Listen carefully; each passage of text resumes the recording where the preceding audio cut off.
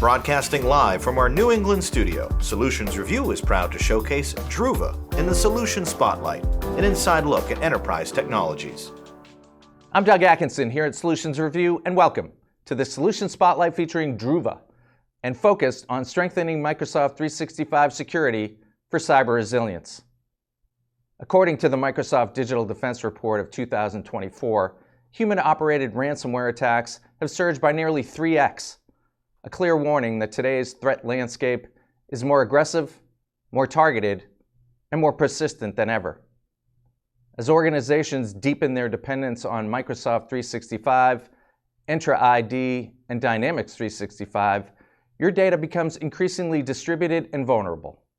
Without the right protection strategy, growing cloud ecosystems often introduce blind spots that leave you open to data loss, compliance breaches, and operational downtime. So today, we will shine our spotlight on key protection gaps and how to close them, and why SaaS-based protection is essential for ransomware defense and compliance. And joining us to walk you through the presentation from Druva today is Vanessa Tovis, Solutions Architect, and Stephen Duff, Director of Product Marketing. Vanessa, Stephen, thanks for being with us. Thank you. Thank you for having us. Well, this is great. I know Druva has entered into a partnership with Microsoft to deal with this very issue back in the spring. And I also know, and was kind of blown away by this, that there are 400 million Microsoft 365 users worldwide, which we're certainly using it here at Solutions Review. So couldn't be more timely. It's an amazing topic and quite frankly, an amazing opportunity. So very much looking forward to the presentation today.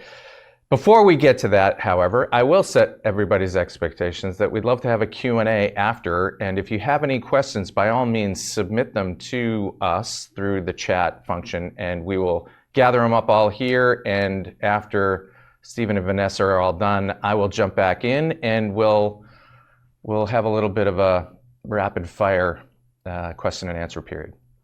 But otherwise, Stephen, I'm going to hand it over to you, and we'll catch up when you're on the other side.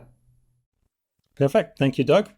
Yeah, hi everyone. Great to be here today, and looking forward to speaking to you a bit more about Microsoft 365. And like Doug mentioned, delighted to be joined by my good friend Vanessa Tovis here.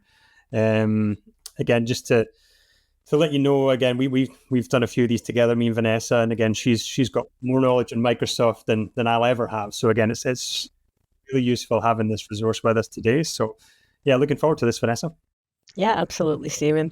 Yeah, it's actually really great it was interesting to hear mention of the Digital Defense Report, because as we are speaking at so many of these regional events, Microsoft events, and even the B-sides, it is rare that you have someone who does know or has even heard of the Digital Defense Report. So fundamental to our conversation today. We're going to get started today, and again, we're going to jump into a little bit just about who Druva are, just in case anyone hasn't heard of us before. So Druva is essentially a 100% SaaS solution that's designed to give you end-to-end data protection and cyber resilience across all your IT environments. So everything from SaaS to cloud, data centers, and endpoints. So it's this unified platform to bring together all your data protection and cyber resilience needs, but getting the value of SaaS and cloud with that as well. So again, you might want to start with a single workload and then add more as you progress. But specifically today, we're going to focus on things like Microsoft 365. We'll touch on Entra ID, and also things like Microsoft Dynamics 365 as well. When it comes to what we do and how we're working with our own customers, at the moment, we've got around 4,000 organizations that are relying on Druva to protect their Microsoft data. And again, the majority of those customers are using us to protect Microsoft 365. All the kind of standard applications within that product as well. As I mentioned, this can also extend to things like Dynamics 365 and Entra ID and all your Microsoft Azure resources as well. So things like Azure VMs, your Azure SQL, and your Azure Blob as well. So what we're going to talk about today is how this is actually more than just backup now. And why it's important to maybe reconsider what you've been doing and what you should be doing in the future, especially when it comes to cyber response and recovery, but also for things like e-discovery and compliance. Let's jump into this today. And Vanessa, let's start with what we are seeing and what we hear from customers on a regular basis in terms of how customers now are maybe facing more obstacles than they may realize. Yeah, absolutely. Early on in the life of Microsoft going into the cloud, right, with first Exchange and then SharePoint, the platform itself was always changing. You would come in the next day and something would be different, right, as it's developing. And the reality to the Microsoft development and the platform itself is it is built by humans. And as always, right, they oftentimes can introduce issues. I think the last one that I recall very specifically was what appeared to be an issue on the partner platform, right, the partner portal, but really it wasn't. When you actually dig down and look at the details of the vulnerability, what it was a vulnerability introduced by Power Apps, right, when they deployed Power Apps. So, cycles of patching by Microsoft because they manage the infrastructure, right, in the shared responsibility mode. Customers manage the data. They're responsible for the data. Microsoft is responsible for the infrastructure and the platform itself. So by all means, the vulnerabilities that are introduced by the nature of that development, criminals that they're savvy.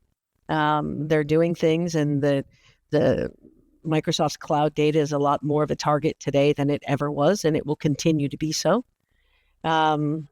Data loss, these are things that, very early on, like 5 years ago when I came to Druva, I was having these conversations, right, about how there's certain buttons that when you press in 365, there's no undo, and it doesn't land in the recycle bin. So there's natural data loss that use cases of the platform were not designed for.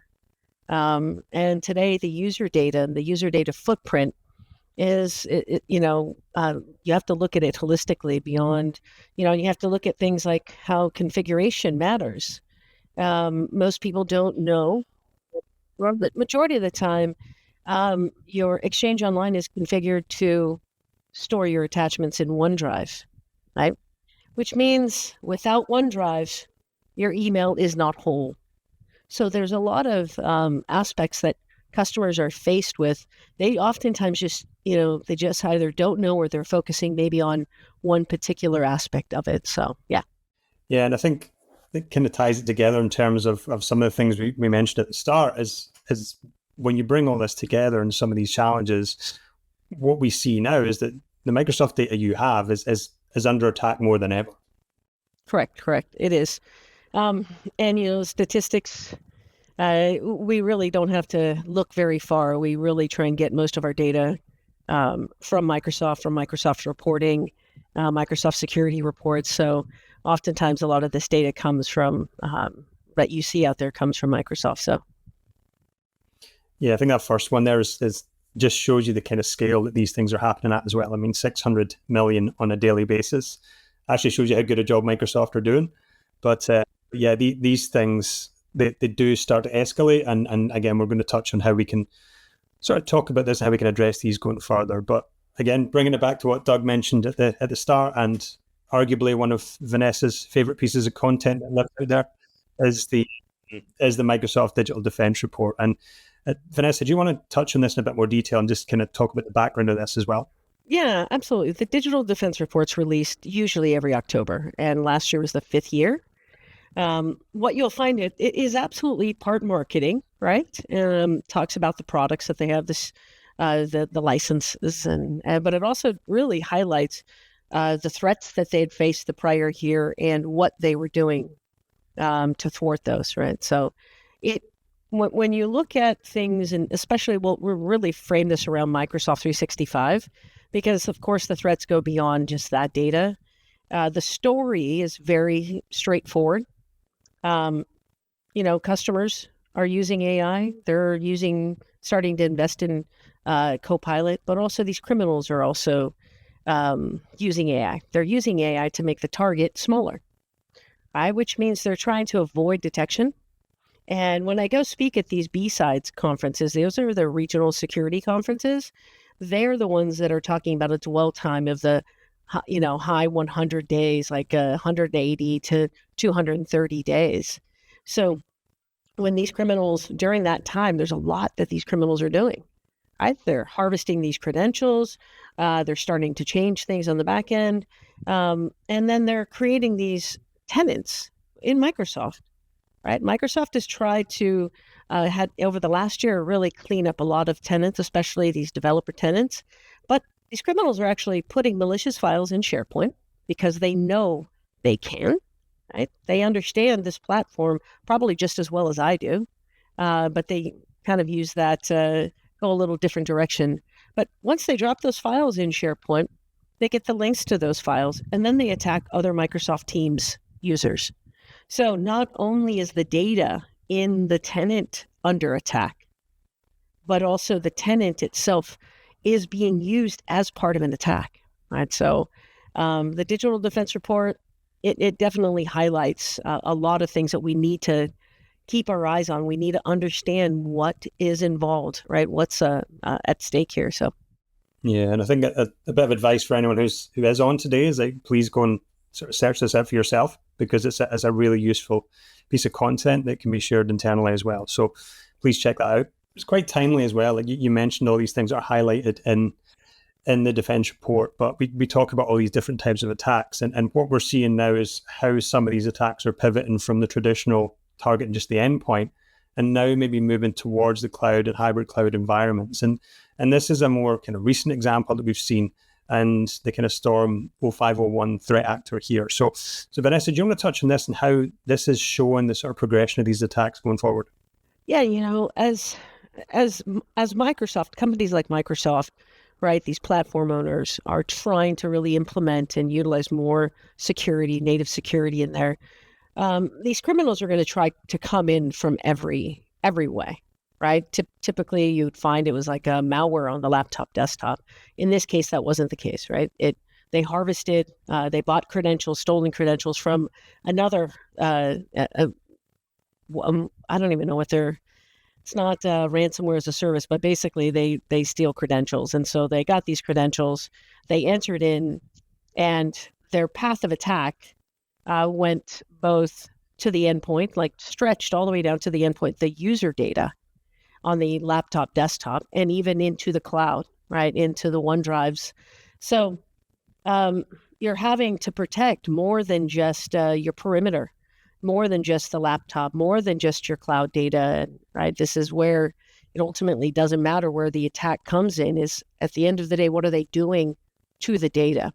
These guys very specifically read sensitive data on the laptop, desktop, right? Same thing in the cloud data. Then they encrypted data, and they used that in a double encryption, I think it's called double encryption attack. And held their customers at ransom. I mean, it's like, hey, that's what they're trying to do. Not only are they disrupting the flow of business for these customers, but they're also seeking their financial gains from it. But we have to really look at the details of what they did to data. And that's where Druva really kind of focuses our efforts, is in understanding how are we going to help you get that data back. But we have to know what these criminal organizations are doing to our data. Yeah, and I think when we look at that sort of data footprint as well, and we talk about the sensitive data in there, and again, this does show that they're shifting from on-premise ransomware or endpoints to more of these cloud-based tactics. And again, Vanessa, do you want to touch on some of these in a bit more detail in terms of the type of things that are happening here?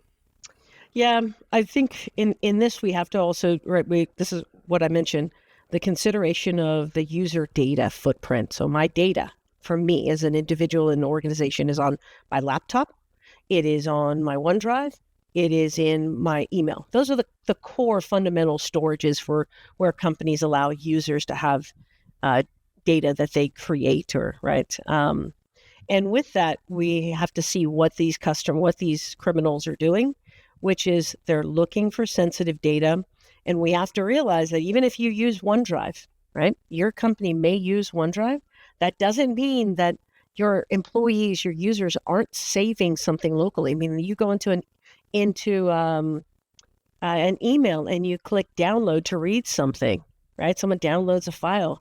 That data is sensitive data. And so if you have no mechanism of enforcing maybe your policies of that, they're still going to end up saving data, and some of which could absolutely be sensitive. In 365, right, there are purview features that allow you to tag data, whether based upon sensitivity.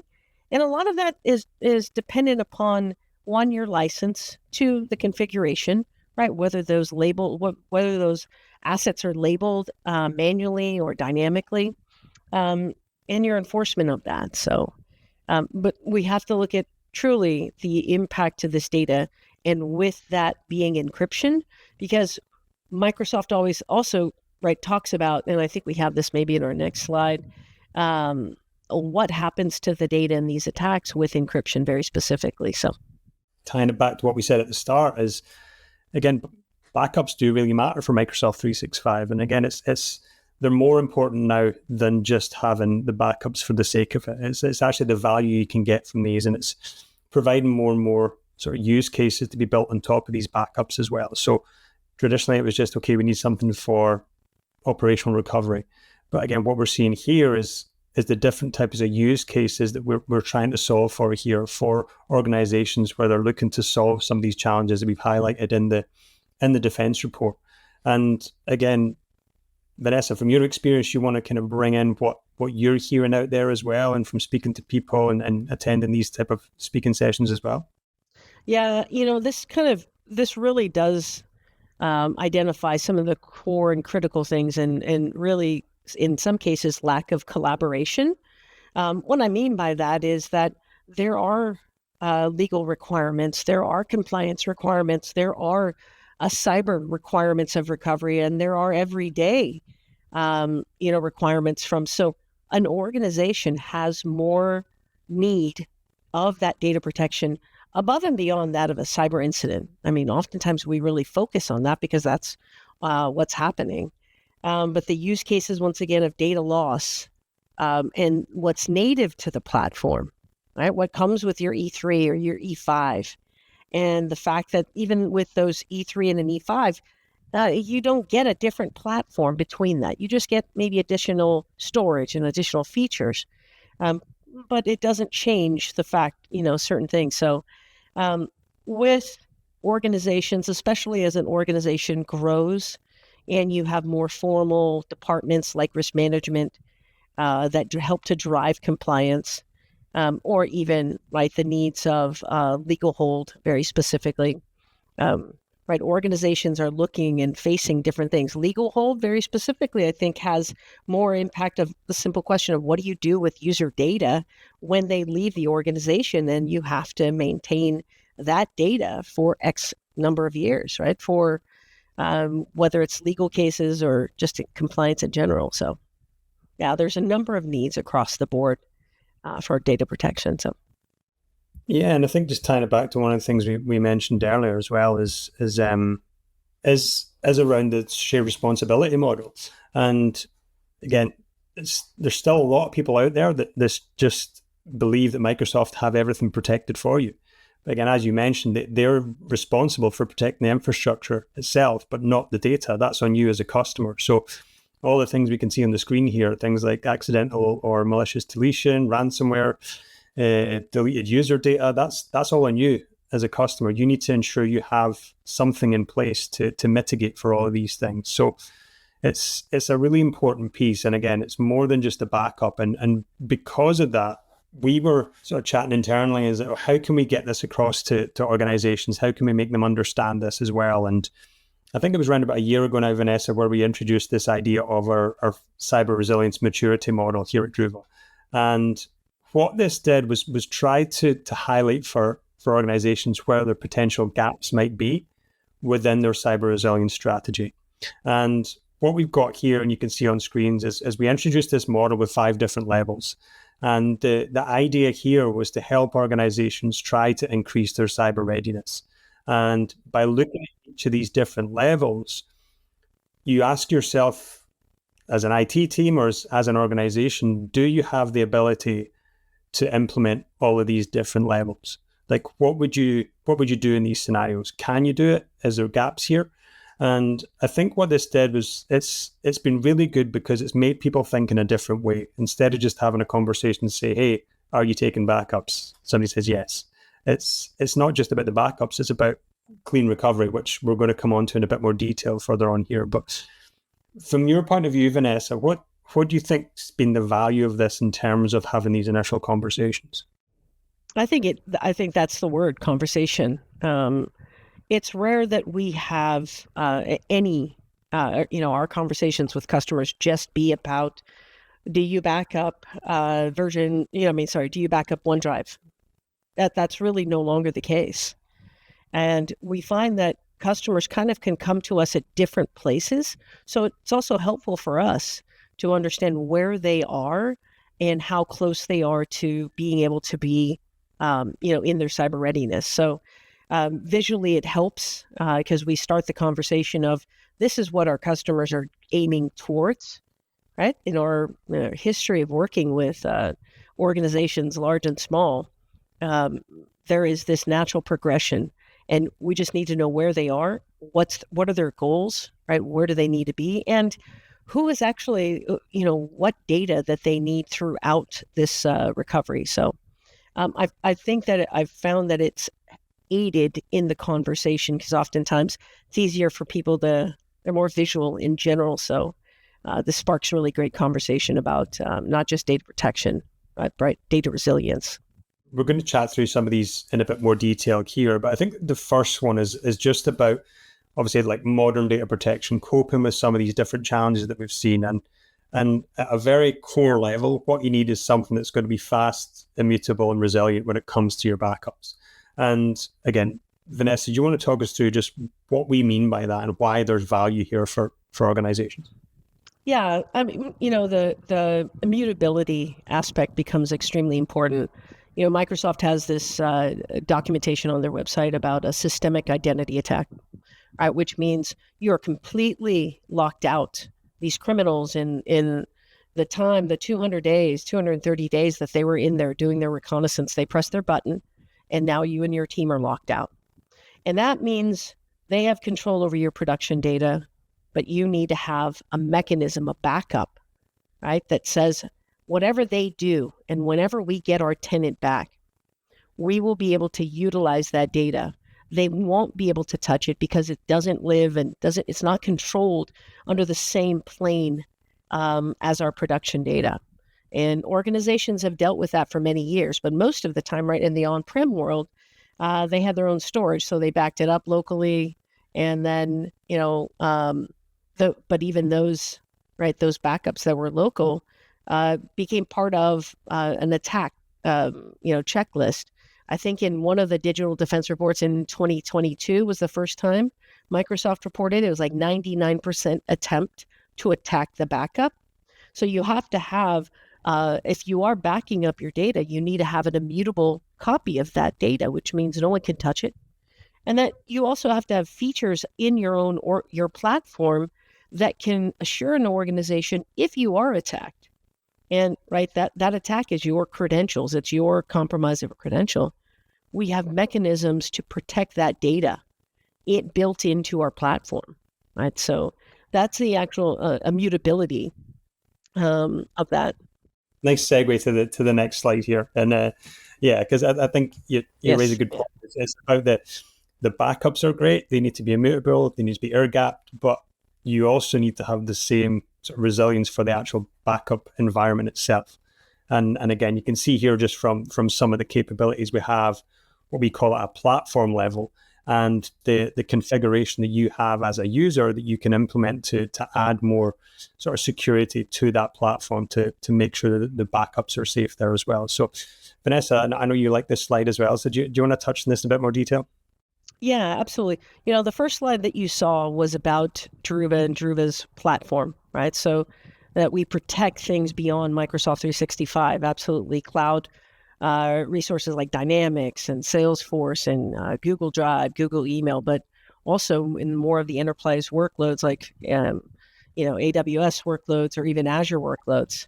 So the fundamental aspect is yet you have to have a core architecture that treats all of those workloads and provides all of those workloads that same level of security, right, at a platform level.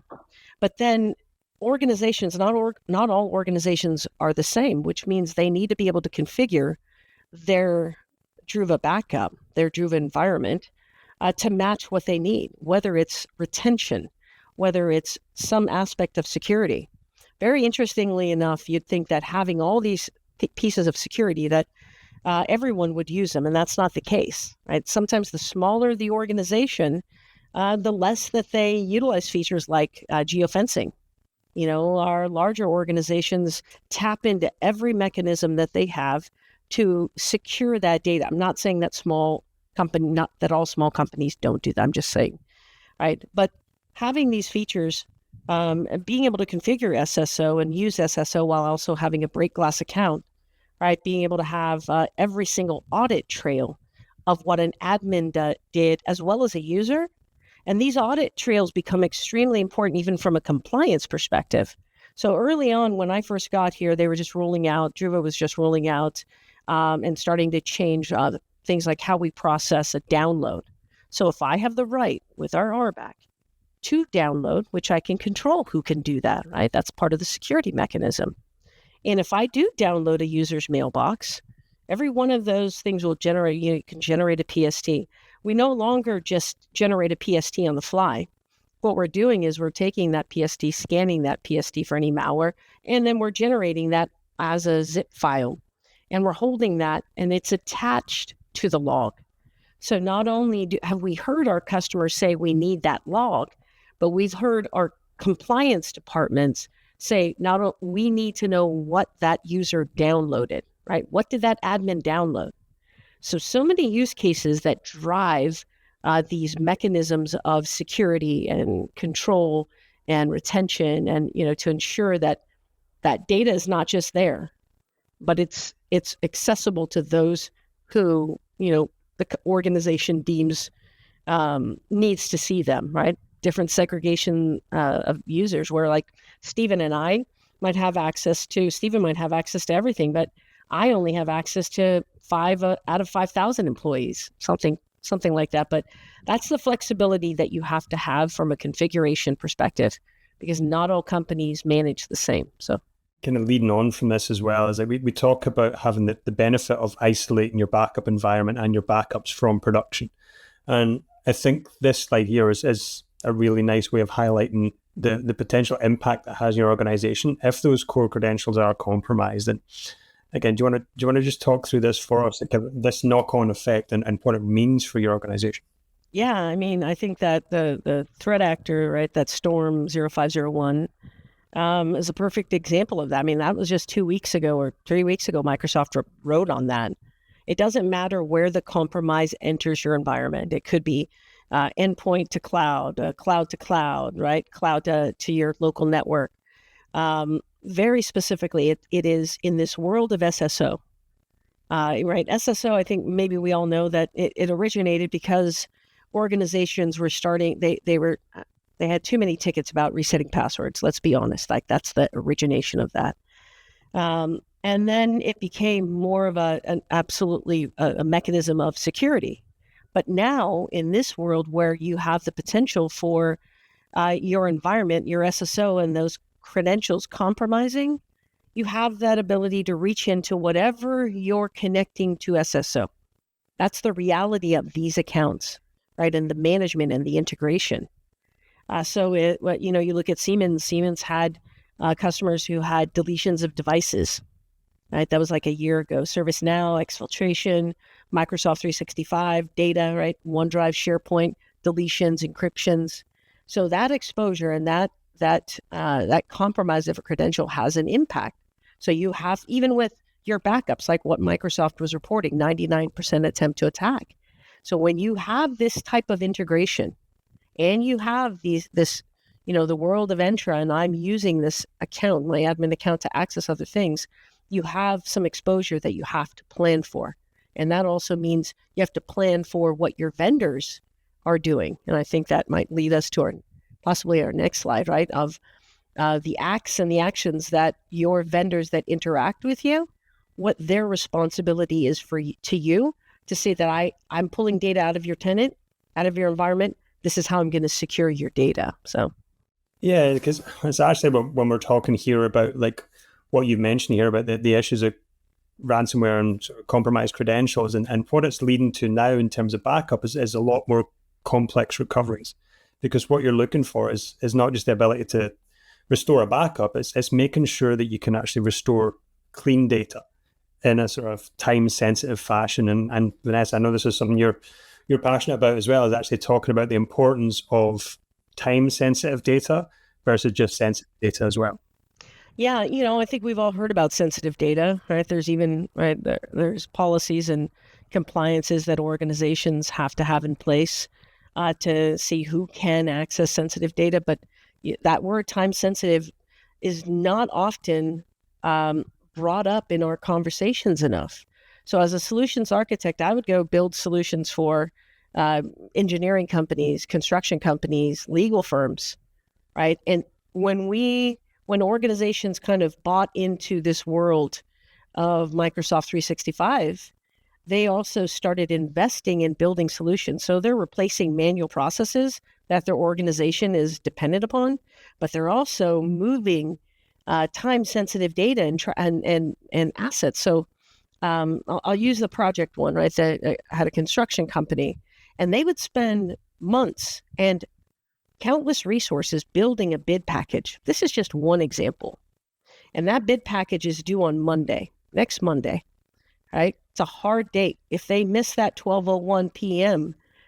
Submission, they're done. So all of that investment and their future revenue that they're hoping to gain from that, right, is really dependent upon them delivering that bid package on time. And that means that data has to be clean.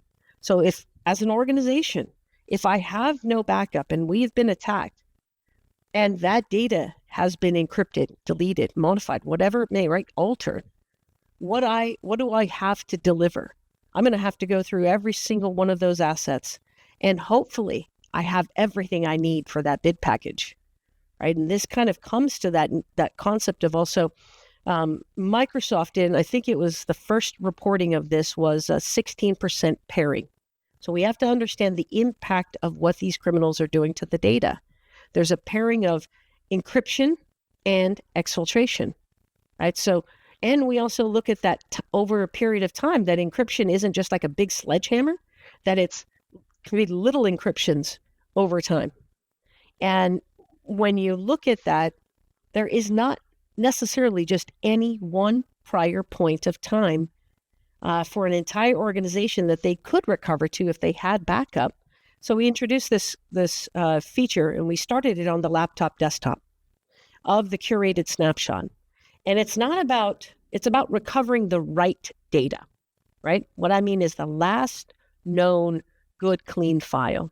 So I can pick a window of time, and within that window, our customers can pick a window of time that says, I want to look, right? Our security team says, let's look between this period of time, and I'm going to say 2 weeks, 3 weeks. And we're going to look at every snapshot, and we're going to build a snapshot that never existed. And it goes and finds at a file level the last known good, clean file, right? Restoring what's right versus restoring just to a prior point. This is the type of difference that, for years, Druva was a visionary in the Gartner quadrant, right? For years. Now we are a leader. And that's because we listened to our customers. We understood the challenges, and especially the challenges of the data, what the data was facing. So the curated snapshot is something extremely unique, and that in a class of an organization that Druva is in, right, we're considering more than just, can I recover a file?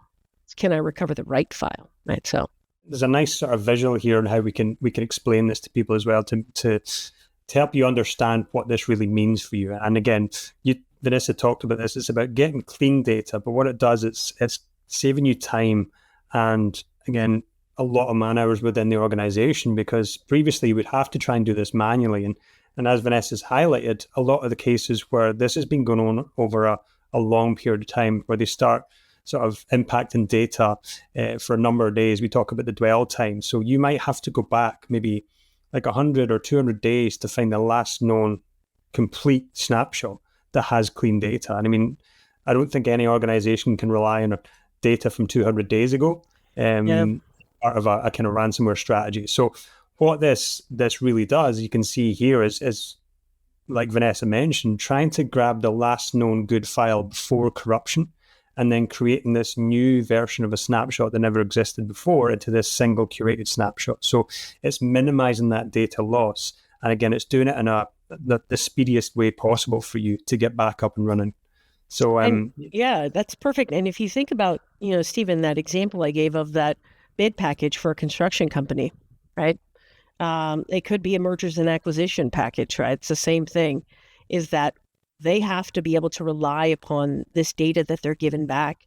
And if they are given a snapshot that's to a prior point, generally what will happen is they're going to start creating tickets. Hey, this file is not, this file is bad. So that help desk admin is going to have to go hunt either for a file or to a different point of time.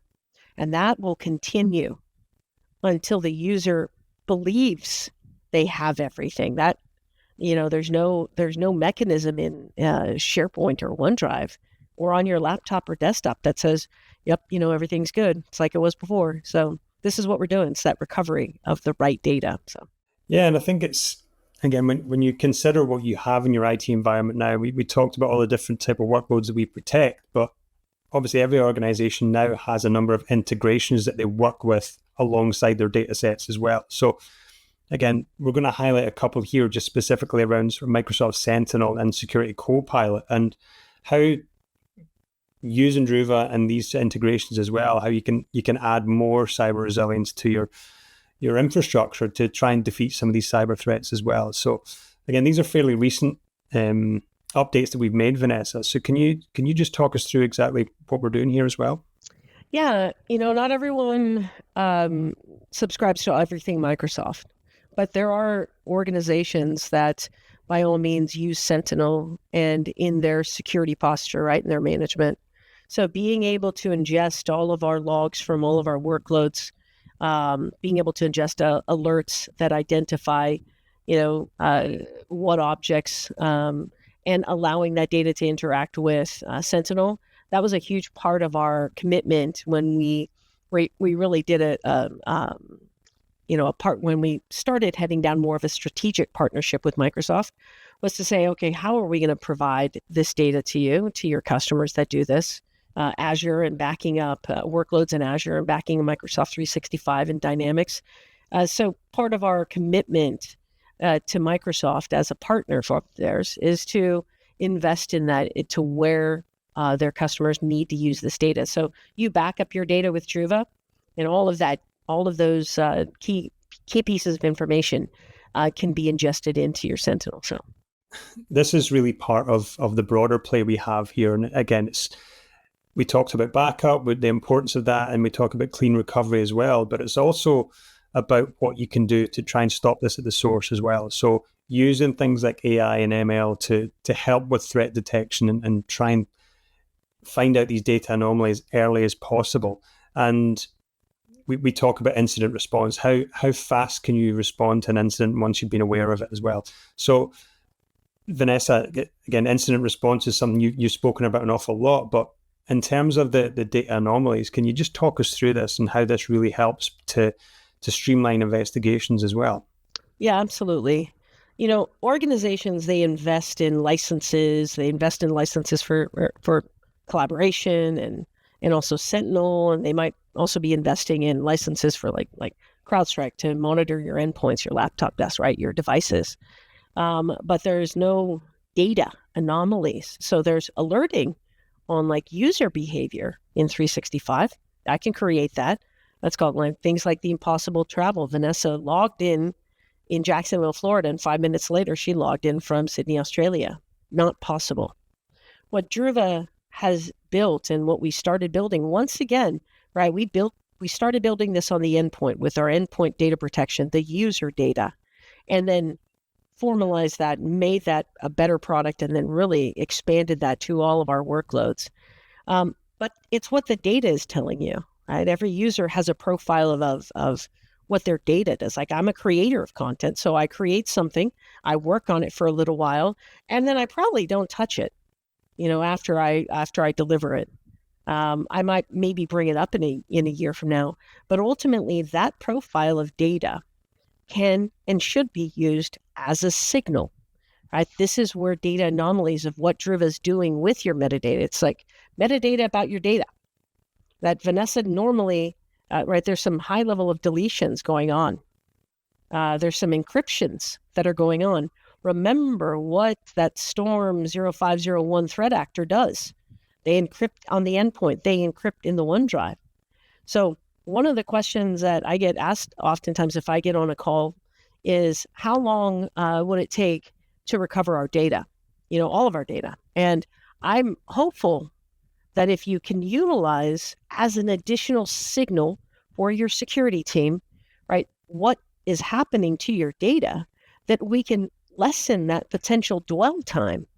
Because your data, if there's some encryption happening in your OneDrive, if there's some encryption happening on your laptop, right, this, along with your other investments with things like CrowdStrike, should be able to cause someone to ask this question: is there something happening on Vanessa's machine, on Stephen's machine, right? Versus just letting it go. These things that, I'm trying to remember. There's a guy that created a blog post, and it was about, could he remotely encrypt OneDrives without detection? Right? Could he do it? And he did. He went ahead and he tested. He wasn't a hacker. He wasn't a criminal. He was trying to prove a point whether or not he could do it, and he could. Which means you need multiple signals in your security posture, right? In what you're looking at, both on the backup data. What are you doing? What's occurred? Are there any issues with that? Absolutely. And what is our data telling us, as well as what is our laptops telling us, or what are our user logins telling us? So data anomalies are one of those additional signals, because there's no place in SharePoint, in OneDrive, that can tell you there's 500,000 files that were encrypted throughout. There's 1,300 out of your 7,200 employees, OneDrives that were affected. And remember what OneDrive is. OneDrive isn't just your user file repository. In many cases, it is the place where the attachments are kept for your email. So without your OneDrive, your email is not necessarily whole.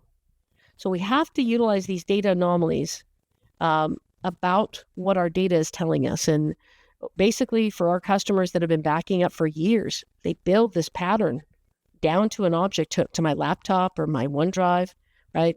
And that says, something is happening. Please go check on this, right? That's fundamentally what data anomaly. It's important to highlight as well. We know that this isn't everyone's day job. This is not what they want to be spending their time doing. Again, you want to run your organization, you want to run your business. Again, one of the benefits that we have is being a kind of SaaS solution delivered as a service. This is all supported for you. Again, if we notice things like this across your environment, we'll proactively reach out to you to say, hey, it looks like there's a lot of deletions happening in your account. Is this something you're doing, or could you potentially be under an attack? So by being able to sort of highlight these things to you as soon as possible, it really does kind of limit any potential damage. And going back to what we covered earlier, allow you to sort of get this clean recovery with these processes we have in place too. And brings us on nicely to how we can actually do that. Yeah, we have to think about this attack in the cyber incident response. So it's not even just the reality of a cyber incident response is that you can rely on a company like Druva, who's in a completely different class of data protection companies, right? Because we look throughout a cyber response for data that you will need, not just the button of recovering. So we have to think about that attack and what data. So during a scope and containment, as an example, how will you, one, know what was affected? Two, go and clean it up, right? So even before we recover with our curated snapshot, a OneDrive, or SharePoint, we have to be able to say, yes, we've deleted that, right? Because like I mentioned, encryption isn't just about a hammer and that everything is going to get encrypted all at once. So if you recover on top of a OneDrive or a SharePoint and you didn't delete that corrupted file, you're just leaving that corrupted file in place as a version. So you have to have a file, you have to have the asset as, I'm going to hand this file over to my PowerShell person and they're going to go delete those 500,000 files so I can then recover that data. So throughout a cyber incident response, you have a need for different roles have a need for data, right? So utilizing our data anomaly and that model of what my data should be telling me, is good or not, and identifying and having the assets to identify what needs to be cleaned up, the curated snapshot, then to recover, right, back in place, and the data. That data, especially for that last part of a cyber incident response, which is legal and risk management, trying to define and answer their questions, which is, what was our exposure? Did we have any sensitive data that was potentially exfiltrated, right? So there's a number of these questions. So yeah, I could talk about this stuff in depth, but we'll continue. Yeah, and again, we've talked about the anomaly detection, and I kind of touched on it earlier as well, but having this sort of proactive threat defense and what we call managed DDR, which basically gives us the ability to actually help you out if there's any sort of circumstance where we're doing this threat monitoring for you. There's anomaly detection, there's automated backup lockdown, and something we've recently brought in as well is what we call safe mode. And I think this is another benefit for you as an organization where we can help you with this entire process. And Vanessa, as it's something new as well, do you want to touch on the benefits of safe mode and what this means for organizations? Yeah, safe mode, especially we think about the platform. We have customers that are not just backing up with retention, but they're also segregating their users. North America admins may only have access to that. And they have other admins for Europe and other admins for, let's say Australia. So you have a number of users that can access the environment. And you also have APIs as a simple example, right? The APIs allow us to integrate with Sentinel or even create a custom integration to another application of yours. Some use it for reporting purposes. Some use it for process management. Some use it for integrations into ServiceNow. Safe mode is simply a button that you predetermined the act, limiting it down to the exact people, stopping the backups, right? Making sure that no one has access to this data, stopping the access to the APIs. All of these buttons that you would have gone through a checklist and maybe you would have forgotten about. But you basically predefine that safe mode, press that button, not necessarily press a button, but the concept of pressing a button. And it does lock it down, because if your security team is saying, we may have an issue, right? You need to have some act to ensure, once again, what can my vendor do to ensure the safety of that data? So when I need it, it will be there. So that's, for me, I think about the general value of the safe mode is locking it down. Sort of tying this all together now and how that kind of comes together with what we've talked about with the backup piece, the recovery, the sort of cyber resilience, the threat monitoring as well. Obviously, data governance compliance is a huge part of this as well. I tend to use this story. I had a customer come up to us at a conference. So they backed up their laptops, desktops, and then when they migrated from Google into 365, they started backing up 365 as well. They had a finance admin who was working with the IT leadership on the budget. So that file was emailed over to IT leadership distribution group. And often, as we know, things can get repurposed, and that's happened. Like a day and a half later, she got an email stating, hey, I don't think I should have received this file. And that finance admin wasn't aware that the IT leadership repurposed that distribution group to include their direct reports. So what they did was they not only utilized the data governance, federated search, tell me, where could this file be? They found that file on two different laptops, two different devices, endpoint devices. So two different users downloaded them. Someone downloaded it and dropped it in their OneDrive, and another person dropped it into a Microsoft Teams, landing it in SharePoint. They not only found the files because, right, you're looking at where is all this data, and we back up this data, right? We're backing up devices, we're backing up the full user footprint. And they found all the emails, and they found that one person had forwarded that email outside of that original group. So they utilized features like either quarantine. I think in this case, they utilized what's called defensible deletion. And when you have a robust RBAC, like we do, we can control exactly who can do what with data governance. So they were able to actually pull those files out of the backup. They actually reached into the production and pulled it out of those endpoint devices. Oftentimes, and especially for the laptop, desktop, I talked about the user footprint, but oftentimes without great investment on the Microsoft side for Purview to reach down and be able to tag sensitive data on the laptop, our customers are utilizing the sensitive data governance feature, especially for the laptop desktop. And remember, we have to always think about what these threat actors are doing. That Storm 0501 went to the laptop, read sensitive data, it encrypted the data, and exfiltrated. So if you have no mechanism on your endpoint devices to identify if there's sensitive data, right? How are you going to know what was there? How are you going to help that risk management and legal team understand what was potentially exfiltrated and right, what your exposure was? So the concept of data governance on top of your backup data provides more than the insight and the features that you need for just the backup data. Definitely for customers, helps them provide some governance for their laptops and desktops as well, right? That user footprint. So, and then there's legal hold.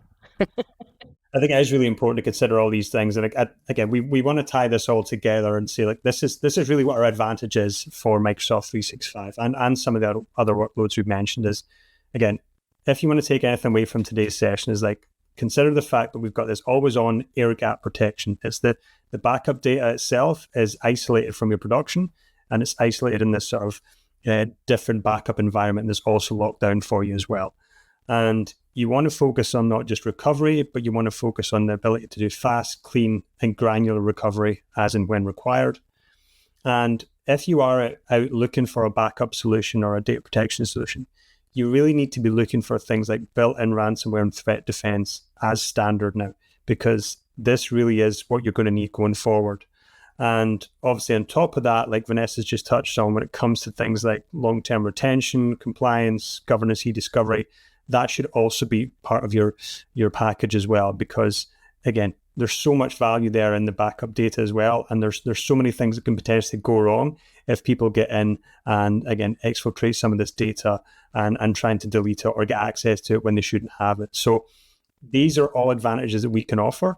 With that as well, we want to, again, thank everyone for coming today. And I hope this was useful for you, just to kind of give you a high level in terms of what we do. And again, Vanessa, for touching on a lot of these examples and potential red flags that you might have across your organization. So if anyone is interested in learning a bit more, please head over to druva.com. Again, you can start a free trial. You can do a self-service product tour where you can go around and see for yourself. Or if your organization is interested in the sort of maturity model that we mentioned earlier, we can actually walk through your IT and your security teams to see where the potential gaps might be across the organization. But with that, I'll pass back to Doug. Yeah, that's great. I was hiding on my desk actually for a lot of that presentation. It's interesting. I read that while happily Googling away here, that only 30% of organizations use a third-party backup, and that means 7 out of 10 organizations are relying on effectively what Microsoft provides out of the box. So there's clearly a very large market here, but more to the point, Where's the sweet spot that you guys are finding? I mean, what does an organization need to look like in order to think they should probably get to the next level? I mean, I'll talk about Microsoft data, right? Having migrated organizations from the on-prem world, not even just on-prem SharePoint. And so these are companies that are migrating from file servers that had no data governance before, and they're just bringing over years of data, years of intellectual property. So I think part of that sweet spot is they have to ask internal questions. I think when we go and speak at these conferences, we talk about and promote that collaboration that each department, legal, risk management, security, the collaboration team, the backup team, IT as a whole, they need to ask different questions to understand what's their need, right? What's the need that they have? What data? How are they prepared? Because from a backup and a platform perspective, we've had the benefit of listening to our thousands of customers, and we are maturing every day our platform to answer, a vast array of problems, right? To solve those problems for organization. So I think the sweet spot has to come from every organization's honesty with where they are, what they have, their ability to be able to recover, and what is the impact if we do not have, not even just a prior point. I mean, if we have no point of right, or if we are relying upon Microsoft, and I think the last thing I'll state about that is that we really don't have to go far from the vendor themselves. They're the ones that are telling their customers, you can't rely on version history as a mechanism of cyber recovery. That legal hold, no matter what license you have, that's intended to provide very specific use cases, and its design is to export, right? That there is no backup, and we are being attacked, and our data is getting encrypted. So, that sweet spot definitely is something that's a little bit different for every company.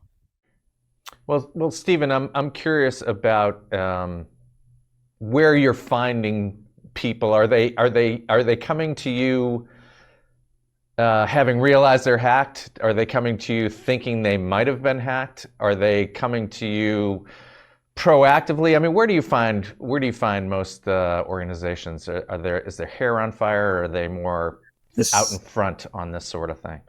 I would say it's a little bit of each, to be honest. I mean, unfortunately, we do get customers who come to us to say, like, hey, the worst has happened. We were maybe using Microsoft, or we had maybe doing scripted type solutions for like, hey, nothing's gone wrong so far, it's working. It's usually when something goes wrong, people reach out to us to say, hey, we need a third party. We need somebody else who's going to be essentially responsible for this for us.